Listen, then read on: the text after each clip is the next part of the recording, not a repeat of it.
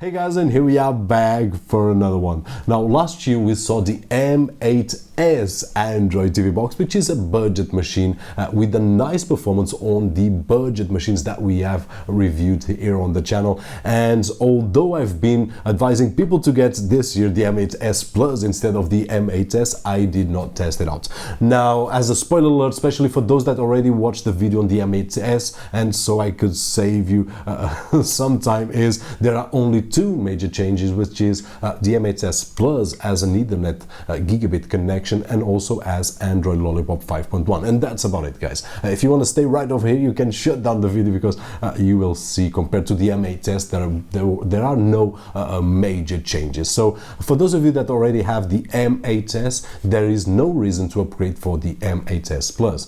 And for those of you that are on the market and trying to decide between the M8S and the M8S Plus, which is this one right over here, then I would get the Plus, especially because there is added value of having Android Lollipop. And that's about it, guys. So I will share the review with you, but this is the major spoiler alert compared, of course, with the video, which I'll try not to forget to post a link right over here of the M8S. And that being said, on this long intro, let's go straight for the video.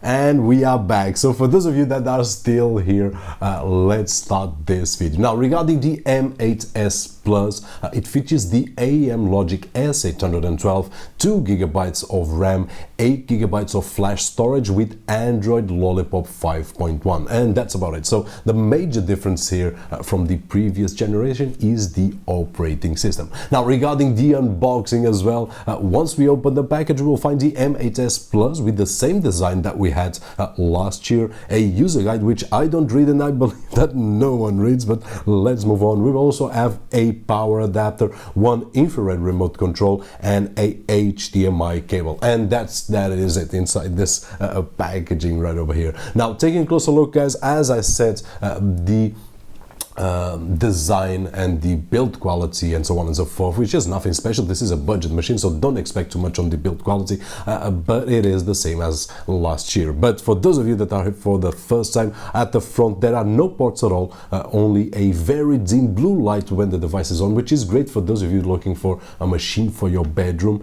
Now, on the right hand side, we will have a full-sized SD card slot. At the back, two USB 2.0 ports, one HDMI 1.4 output, a gigabit Ethernet connection, which is one of the changes of this machine, a AV out, optical out, and of course a power input jack. Now, at the bottom it has 4 rubber feet and some vents, and at the top the M8S Plus, in this particular case, logo. And that is it in terms of the machine itself. Now let's talk a little bit about the remotes as usual. And for those of you that follow the channel, you know my opinion about remotes. It comes included with an infrared remote control, but my opinion is that spend a few more euros, dollars, pounds, whatever you use, and get a wireless remote. And I'll try not to forget to post a link somewhere around here so that you can watch a video comparison that I did a few months ago with some of the wireless remotes that I use and those that I enjoy using on my personal usage, and also of course here on the channel. Now, moving along to the launcher. Okay, so the launcher, and I'm sure that I'm showing something on screen, it's the same as we had on the previous generation. Now, there's nothing bad, nothing good. It is what it is, and on any Android TV box we can install, well, not any, but most of the Android TV boxes we can install other launchers, and that's what I do. And on this particular case, I did install the KKM launcher, which I really enjoy using it, and it gives me a nice look on the launcher. But this is something that each one of us will have to try and discover the favorite launcher. Now, moving along to the benchmarks on the network speed test, using, as always, my Devolo Powerline adapter kit with gigabit connection and Wi-Fi SE. We got on Wi-Fi 46 megabits per second of download speed and 20 megabits per second of upload speed. On the Ethernet connection, 100 megabits per second of download, which is the maximum of my connection, and 20 up. On disk speed test, we got 22 megabytes on reads and 11 on writes. Geekbench 3 with 533 single core score and 1149 on multi-core score. Antuntu with roughly 38,000. 3D Mark score, iStorm Extreme with 6,000, and finally on Epic Citadel 42.3 sorry about that, frames per second on average score. Now the next step is to talk about games, and another spoiler alert is that I see no differences from the last generation to this generation, not on the good side or not on the bad side. So what I see is the same performance. Now, I did test out with Respawnables, which is one of my favorite games at this moment, and also with Asphalt 8 Airborn, which has been one of my favorites since, I don't know, since I tried the first Android TV box with this game. And what I can say and what I can show you on screen is that the machine still performs great. Now the CPU is not new, nothing is new here except with the operating system, which they upgraded to Lollipop 5.1, but that's about it, guys. You can expect the same performance in terms of gaming.